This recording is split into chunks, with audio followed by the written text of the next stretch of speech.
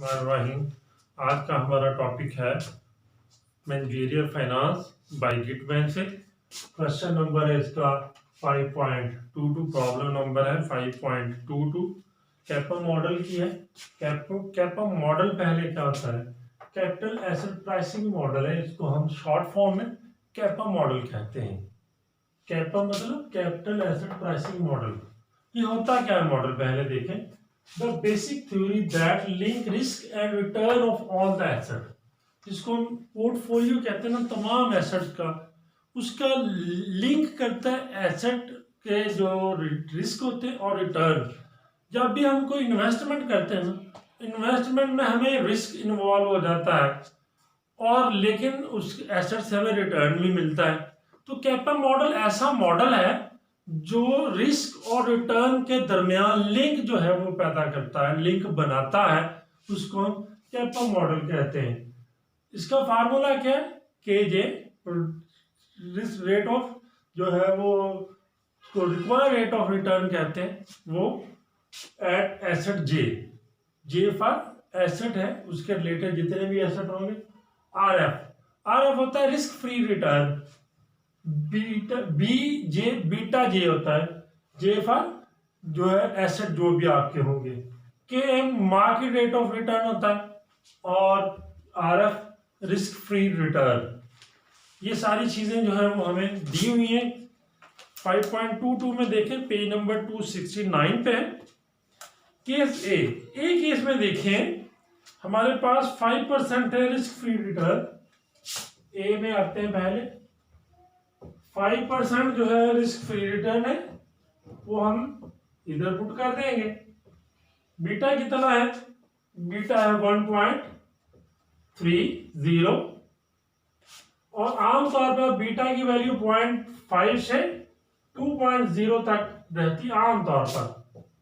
इस क्वेश्चन में उसने 1.3 दिया हुआ है। K M market rate of return, जिसको हम कहते हैं, वो 8% है और रिस्क फ्री रिटर्न जो है आर एफ जो है वो हमें गिवन है 5%। अब हम फर्स्ट ऑफ ऑल इसको हल करेंगे। इसको कैसे करेंगे कि हम देखेंगे इन दोनों का डिफरेंस। तो ये 3% आ जाएगा। 8% से माइनस करेंगे अगर 5%, तो ये 3% आता है। अब 5% ये वैसे प्लस, अब इन दोनों को करेंगे हम मल्टीपल। ये 1.3 है, 1.3 को मल्टीपल करेंगे 3% से, तो ये आ जाएगा हमारे पास 0.039। अब ये 5% है, इनको दोनों को हम ऐड कर लेते हैं।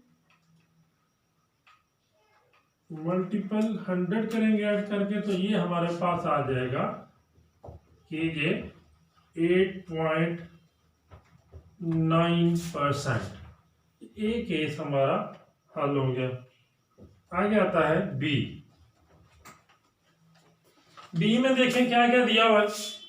रिस्क फ्री रिटर्न जो है, रिस्क फ्री रिटर्न जिसको हम आर एफ कहते हैं, आर एफ कितना दिया हुआ है बी में? 8%।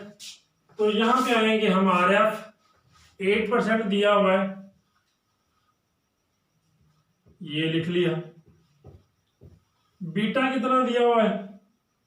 बीटा दिया हुआ है 0.9। के एम कितना दिया है? के एम 13% और आर एफ 8%। ये जी हमने जो भी चीजें उसने दी थी वो हमने पुट कर ली फार्मूला में। उसी तरह जिस तरह हमने पहले हल किया है, पहले सबसे पहले इनको हल करेंगे। 13% माइनस 8%, ये आ जाएगा 5%। तो यहां पे लिख लेंगे हम 5%। अब 5% को मल्टीपल करेंगे हम 0.9 से। 5% मल्टीपल 0.9, तो ये आ जाएगा हमारे पास 0.45 परसेंट। इन दोनों को जमा कर लेंगे तो ये हमारे पास केजी आ जाएगा 8.45%। इस तरह से ये केजी आएगा हमारे पास। नेक्स्ट देखें सी जूस। सी जूस में हमें क्या क्या दिया हुआ है? सी जूस में जो है वो 9% उसने हमें दिया है आर एफ।